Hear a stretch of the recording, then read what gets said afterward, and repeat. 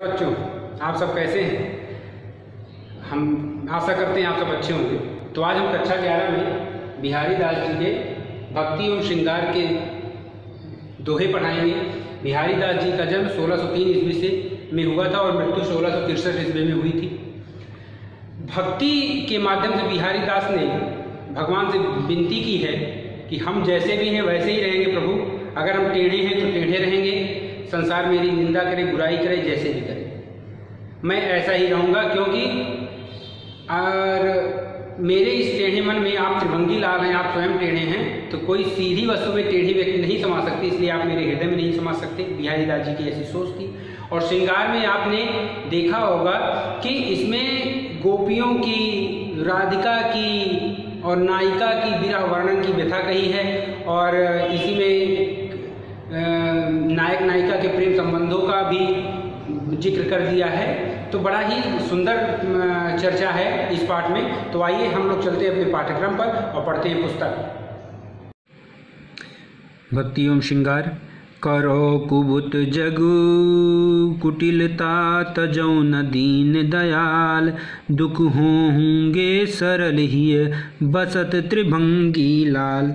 अब यहाँ पे बिहारी दास जी ईश्वर से प्रार्थना करते हुए एक भक्त अपने भगवान से कैसे कहता है कि हे दीन दयाल, हे दीन दयाल, तजौ न दीन दयाल, हे दीन दयाल, मैं आपके हृदय में मैं आपको अपने हृदय में बसाने के लिए ऐसा ही रहूँगा, यानी मैं भी टेढ़ा रहूँगा। कैसे?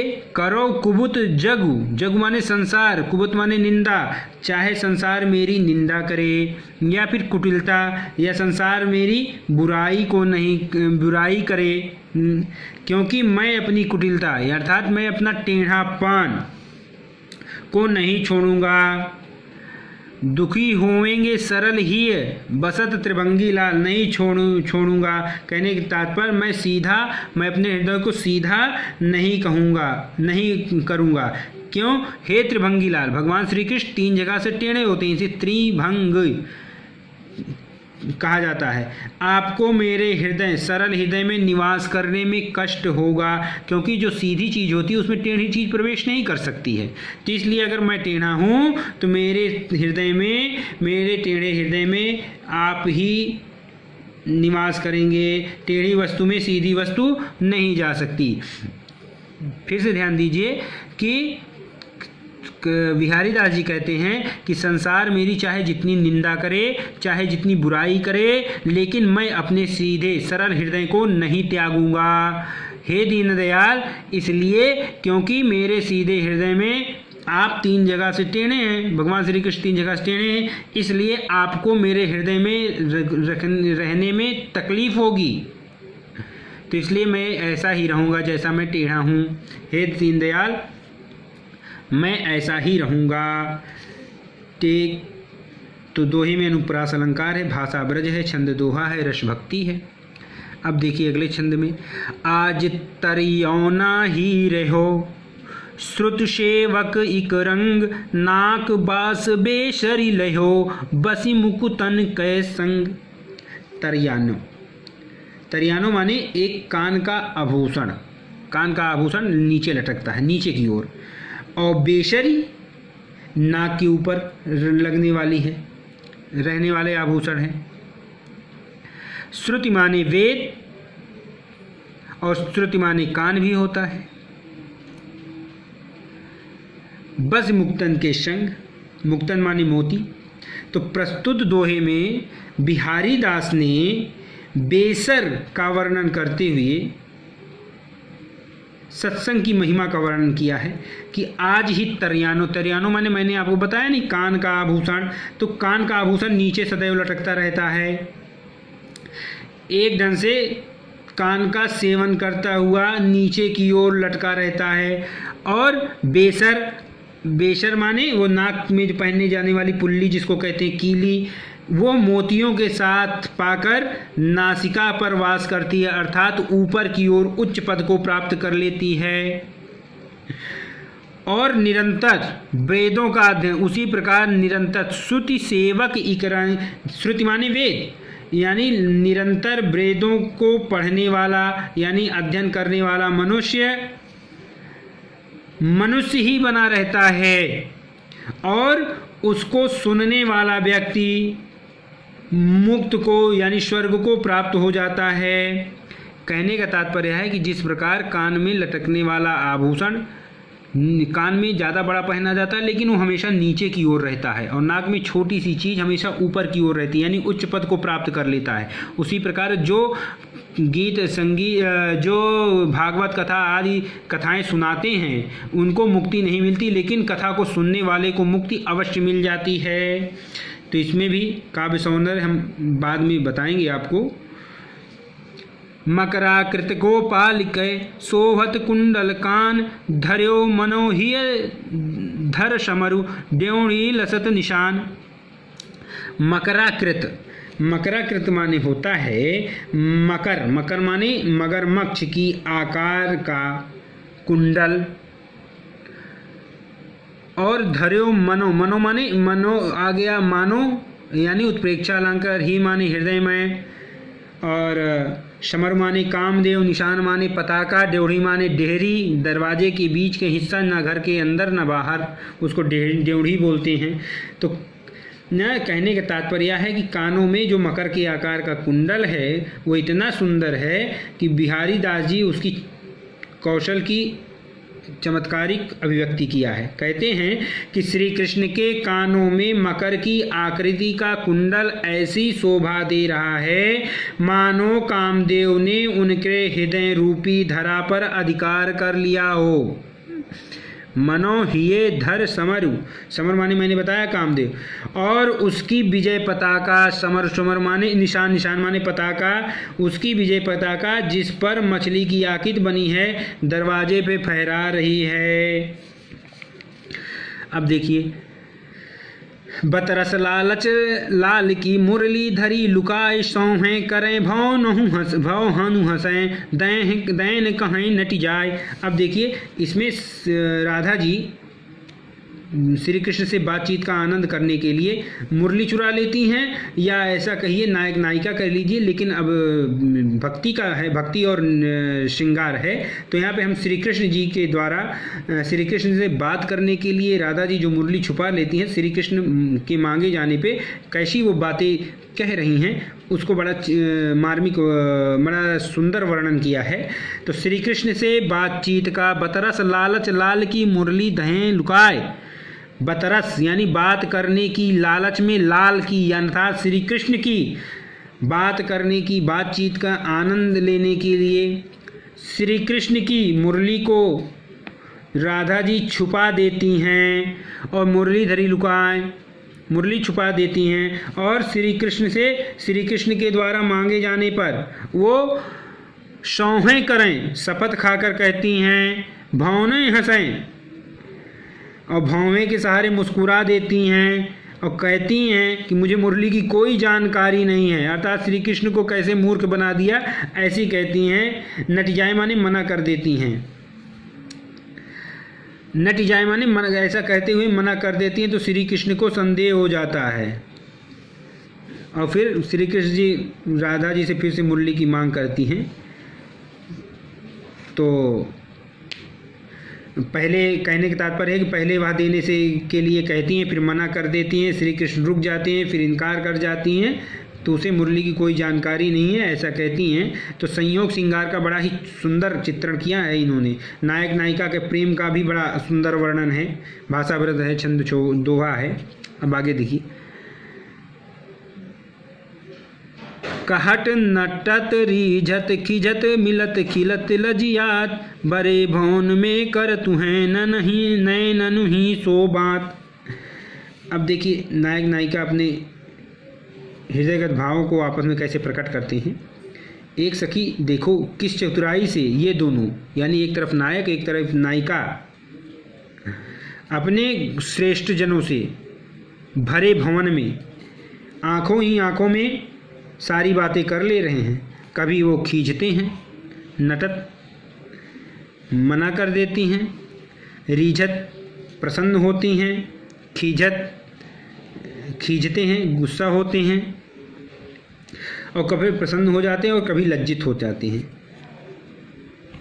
यानी कहने का तात्पर्य है, दूसरे अर्थों में हम देख लें कि नायक कुछ कहता है, नायिका के मन में भाव कुछ होता है तो हीरो लेने लगता है, एक दूसरे के प्रति आकर्षण का भाव हो जाता है तो उस पर नायक खींचता है, नायिका फिर उसे पसंद करती है, वो हंस देती है, वो शर्मा जाती है, यही बातें होती हैं। यानी संयोग श्रृंगार का वर्णन है। कर लय चूम चढ़ाई सिर उर लगाई भुज भेंट लही पाती पी की लखती बाँचती धरती समेट। अब यहाँ भी कभी अपने एक नायक जो है, प्रेमी जो है, अपनी प्रेमिका को पत्र भेज रहा है, तो प्रेमिका का यहाँ पे किस तरह से उस पत्र को कर लय हाथ में लेकर फिर उसको चूमती है, फिर उस पत्र को सिर पर रखती है, उर माने हृदय सीने से लगा लेती है, भुज भेंट सीने से लगाकर दोनों हाथों से पकड़ लेती है, लही माने देख कर, पाती पी की लखती वो अपने पाती यानी पत्र को बार बार लगती है, बाँचती माने पढ़ती है, फिर समेट कर रख लेती है। यानी कहने का तात्पर्य है कि वो उसका किस प्रकार से आलिंगन करते हुए अभिनय कर रही है। प्रस्तुत दोहे में बिहारी दास ने मनोवैज्ञानिक सूझबूझ का परिचय मिलता है। अंग अंग नग जगमगत दीप सिखासी दे, दियो बढ़ाए ही हूँ रहो बढ़ो उजय रोगे। कविवर बिहारी दास जी नायिका के प्रत्येक अंग पर भिन्न भिन्न प्रकार के रत्नजनित आभूषण पहने हुए हैं, उसका वर्णन कहते हुए कह रहे हैं कि नायिका के अंगों की सुंदरता की प्रशंसा करते हुए कवि बिहारी दास जी कह रहे हैं कि नायिका ने अपने प्रत्येक अंग पर रत्नजनित आभूषण धारण कर रखे हैं। जगमगात दीप शिखा सी देह, दीप शिखा के समान उसके अंगों की आभा यानी चमक रत्नों में झलकते हुए सारे कक्ष में फैल रही है। गेह गेह माने घर। कहने का तात्पर्य है कि प्रकाश इतना अधिक है कि दीपक बुझा देने पर भी पूरा कमरे में ज्योति जगमगा रही है। यानी वो इतनी गोरी है, उसके अंग की सुंदरता का उदाहरण दिया गया है। दीप शिखा सी देह में उपमा अलंकार है। अंग अंग नग में यहाँ अनुप्रास अलंकार है, क्योंकि ग वर्ण की बार बार आवृत्ति भी हो रही है। अब देखिए, सहज सेत पचतोरिया पहिरत अति अति छवि ज्योति, जल चादर के दीप लो जगमगात तन ज्योति। दीप माने दीपक, जगमगात माने चमकना। यानी नायक से नायिका के अपूर्ण सौंदर्य का वर्णन करते हुए कह रही हैं कि उस अपूर्ण सुंदरी का शरीर इतना गौण है कि झीनी पचतोरिया माने 5 तोले की अर्थात एकदम महीन साड़ी, जिससे आर पार दिखाई दी जाए, जिसको आप अंग्रेजी में ट्रांसपेरेंट कहते हैं। उस झीनी साड़ी में उसके शरीर की कांति यानी चमक, ज्योति, ज्योति माने चमक, तन ज्योति, उसी प्रकार चमकती है जैसे जल कुंड के नीचे सतह पर कोई दीपक रख दिया जाए जल के नीचे और जल पंक्ति, और वो जगमगाता रहता है। उसी प्रकार नायिका की देह जगमगा रही है। कहने का तात्पर्य है कि नायिका की साड़ी जल यानी पानी से भीग जाने के यानी पानी के फव्वारे के समान है, और उसके अंदर से उसका गोरा वर्ण दीपक के प्रकाश के समान चमक रहा है। अन्योक्त अलंकार भी है, देखिए बढ़ा चढ़ा के वर्णन किया गया है। कंजनयन मंजनु किए बैठी ब्योरति बार, कच अंगुरी बिच डीठ दय चितवती नंद कुमार। कंजनयन, कंजनयन माने कमल जैसे नेत्रों वाली। मंजनु किए, मंजन माने स्नान होता है, मंजन नहीं मंजनु है। बैठती ब्योरत, ब्योरत माने बार माने बाल, ब्योरत माने सुलझा रही है। कच अंगुरी बिच डे, कच माने बाल होता है, बाल जब आगे की ओर आप लोगों ने देखा होगा कि महिलाएं आगे बाल आगे करके सुखाती हैं, तो बाल आगे करके और उसी के बीच 2 उंगली डालकर नंद किशोर यानी भगवान श्री कृष्ण को देख रही हैं, या नायिका अपने नायक को देख रही है। तो इसी का सुंदर चित्रण करते हुए बिहारी दास जी कह रहे हैं कि एक सखी दूसरी सखी से कहती है कि कमल के समान सुंदर नेत्रों वाली नायिका स्नान करके बैठी हुई बाल सुलझाती है, और उस समय भी वह अपने बालों और उंगलियों के बीच से अपनी दृष्टि को डालकर तिरछी नजर से नंद के कुमार अर्थात श्री कृष्ण को देखती जाती है। कितना मार्मिक वर्णन है। अब आगे देखिए, यहाँ पे श्रृंगार रस है। जहाँ नायक नायिका की बात होगी वहाँ श्रृंगार रस आएगा, चाहे उसका वियोग मिलना हो, संयोग यानी मिलना हो, वियोग यानी बिछुड़ना हो, हर जगह संयोग है। अब अंतर क्या होगा कि संयोग श्रृंगार है या वियोग श्रृंगार है। वियोग श्रृंगार को विप्रलंब श्रृंगार भी कहते हैं। अब देखिए, अब नायिका की विरह वर्णन का आ गया है वर्णन। इसमें औंधाई सीसी सू लखी बिरह बरन बिललात, और बीच ही सूख गुलाब गौ छींटों छुई नगात। अब प्रस्तुत दोहे में नायिका इतनी विरह ताप से जड़ रही है, बिरह बरन बिललात, उसकी शरीर एकदम व्याकुल हो गई है विरह से अपने नायक को पाने के लिए।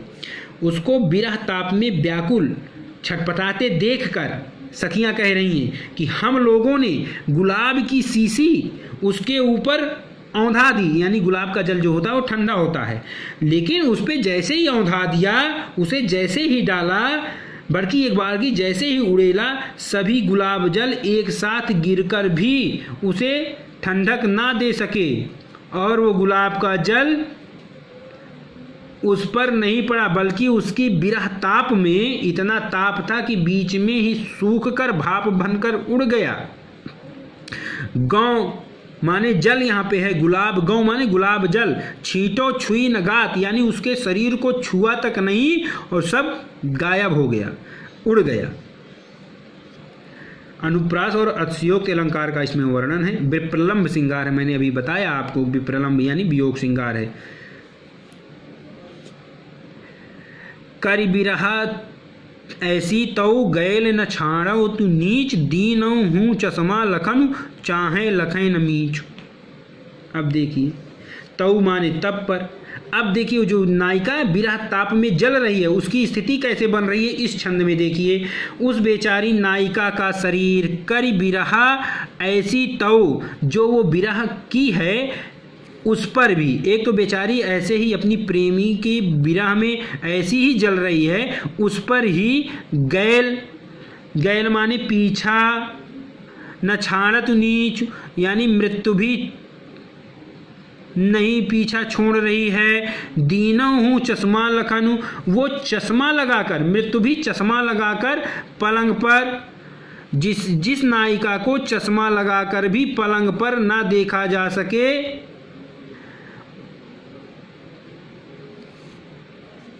उसकी ऐसी दशा हो गई है कि, यानी कहने का तात्पर्य है मृत्यु भी उसे चश्मा लगाकर नहीं देख पा रही है। इस तरह बेचारी की दशा है उसके अपने नायक की विरह में। कहने का तात्पर्य है कि विरह की अवस्था में उसका शरीर इतना जर्जर हो गया है, इतना सूख गया है कि नायक से मिलने की लालसा में उसके प्राण भी नहीं निकल रहे हैं।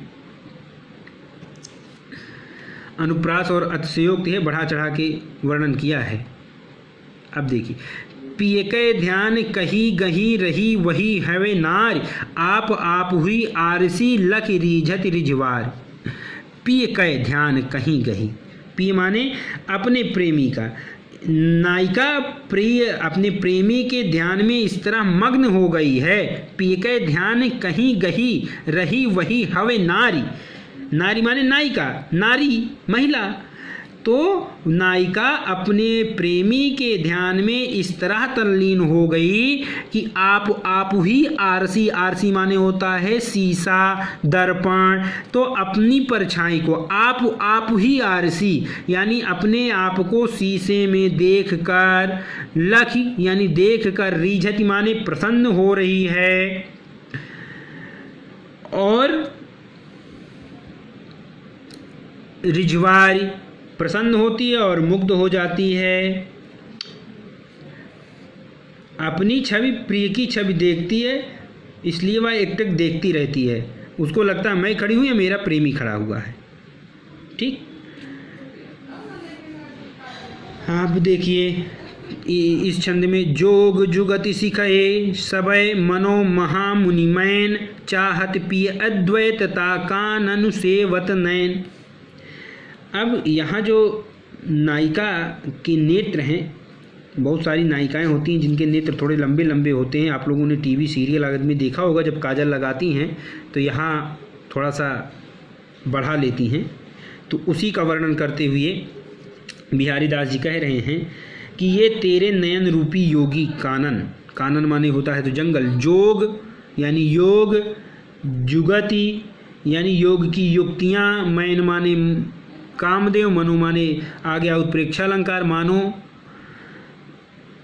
यानी इसमें किस तरह नव यौवना यानी महिलाओं के यौवन यानी जो जवान स्त्रियां होती हैं वो अपने नेत्रों के माध्यम से कैसे दूसरे को मुग्ध कर देती हैं। तो उन्हीं के नेत्रों के सौंदर्य की प्रशंसा करते हुए एक दूसरी सखियां आपस में हंस रही हैं, मजाक कर रही हैं, कह रही हैं कि तेरे ये नयन रूपी कानन, योगी कानन का सेवन करने लगे, यानी कानों तक पहुंच गए। मानो स्वयं कामदेव रूपी सहयोगी द्वारा योग की सब युक्तियां सिखा दी हों, यानी योग की सारी बातें बना दी हों कैसे मिलन हो सकता है। अब ये नेत्र अपने प्रिय की अद्वैतता यानी प्रिय से अलग ना होना चाहते, यानी अब ये नेत्र अपने प्रिय के दर्शन ही करना चाहते हैं। अर्थात कहने का तात्पर्य यह है कि तुम्हारे नेत्र इतने बड़े बड़े होके कानों तक पहुंच गए हैं, यानी इतने सुंदर लग रहे हैं कि नायक तुम पर प्रसन्न है होकर, तुम पर मुग्ध होकर वो सदैव तुम्हारे पास ही रहना चाहता है, तुमसे अलग नहीं होना चाहता। मूड़ चढ़ायो रहो पर्यो पीठ कछ भारू रहे गरे परि राखिबो तौ ही ए पर हारू। अब इस दोहे में अयोग्य पुरुष श्रेष्ठ पद का अधिकारी नहीं हो सकता, गुणी को श्रेष्ठ पद मिलकर रहता है, ये बताया है। मूड़ चढ़ायो रहो पर्यो पीठ कछ भारू, यानी बाल कहाँ होता है? सर पर। मूड़, मूड़ माने सर पर होता है। और पर्यो पीठ कछ भार, लेकिन वो क्या होता है, हमेशा अगर उसको पीछे कर दिया जाए तो हमें पीछे पड़ा ही रहता है। यानी बालों का गुच्छा सिर पर, अगर जो जूड़ा बनाती हैं स्त्रियां तो आप देखते हो सर पे होता है, लेकिन जब खुलता है तो बाल कहाँ जाता है? पीछे की ओर चला जाता है। और जबकि रहे गरे यानी रहता गले पे है, परि राखिबो तौ हिये पर हारू, लेकिन जो हार होता है वो गले में पहना जाता है, और यानी सर से तो नीचे हिस्सा हो गया गले का, वो गले में पहना जाता है।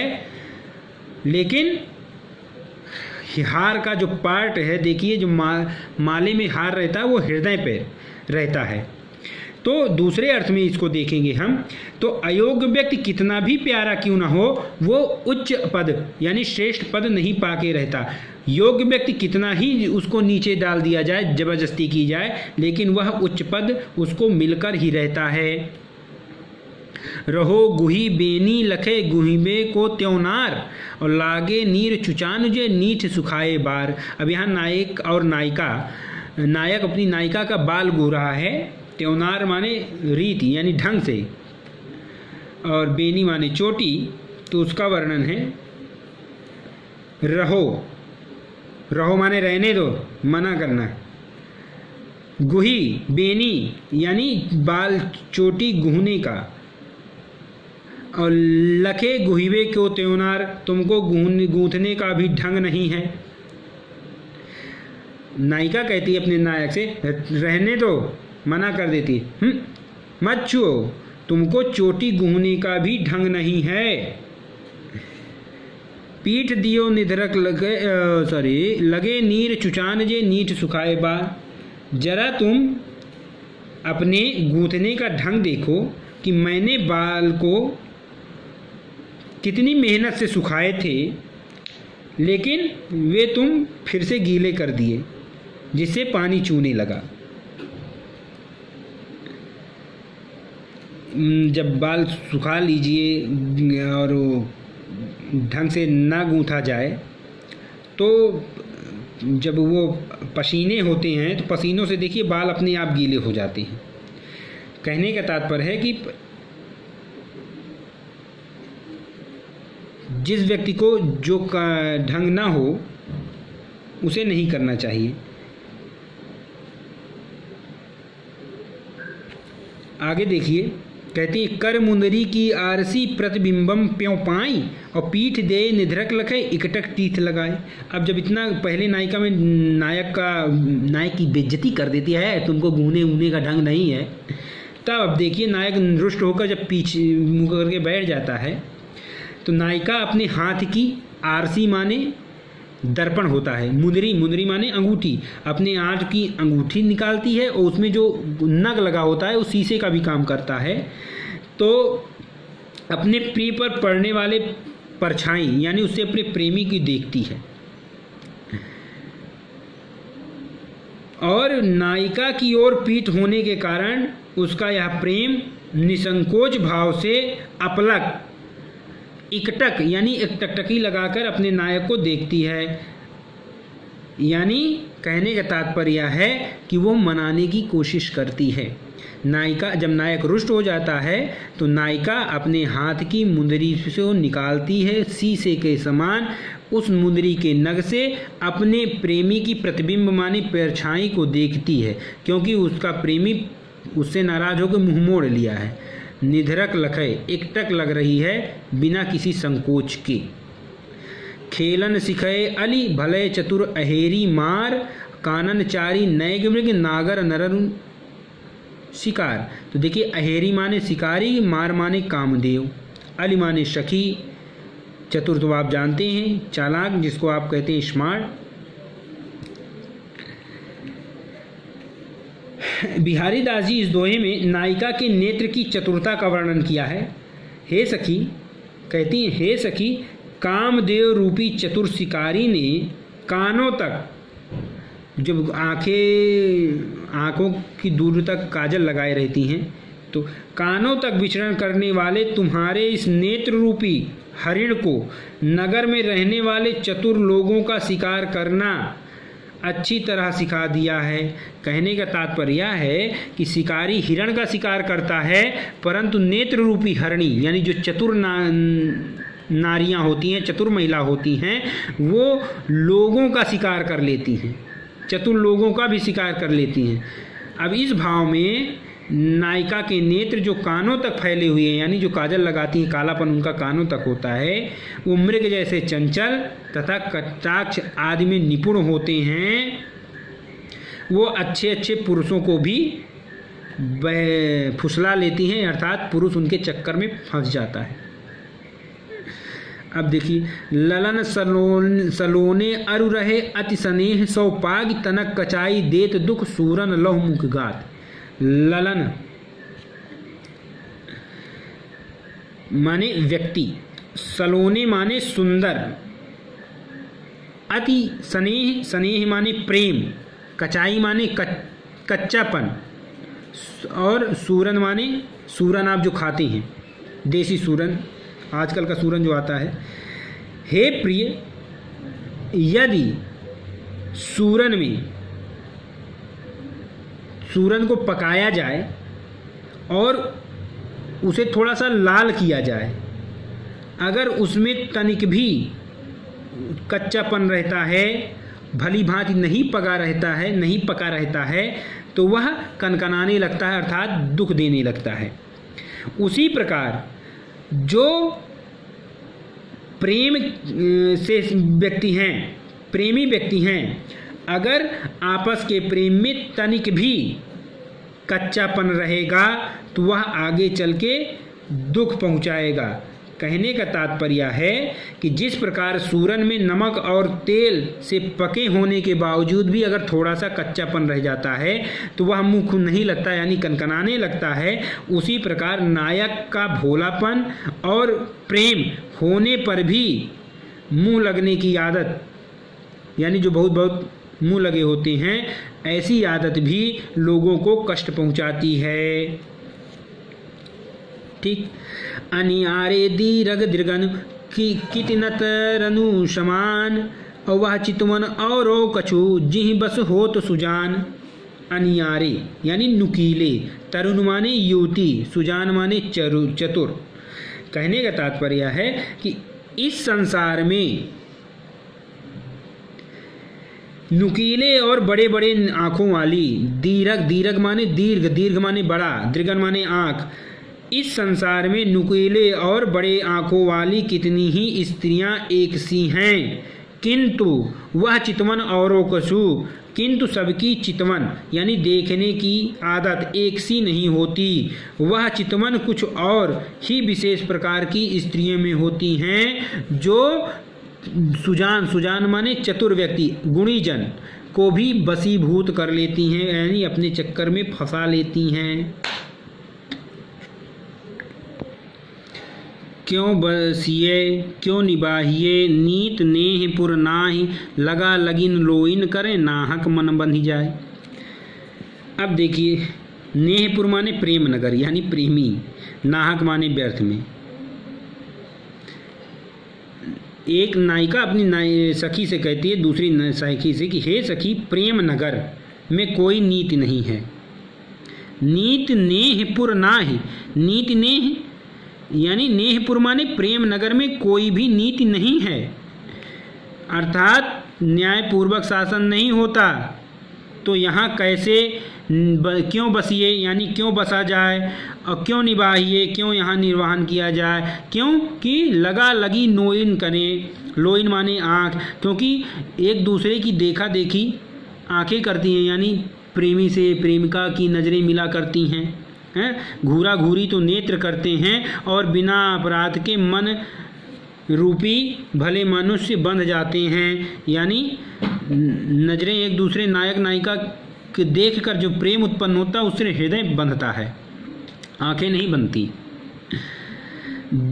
फिर अगले देखिए, दृग उर्झत टूटत कुटुम, जुरत चतुर चित प्रीति, परति गांठ दुर्जन हिये दई नहीं यह रीति।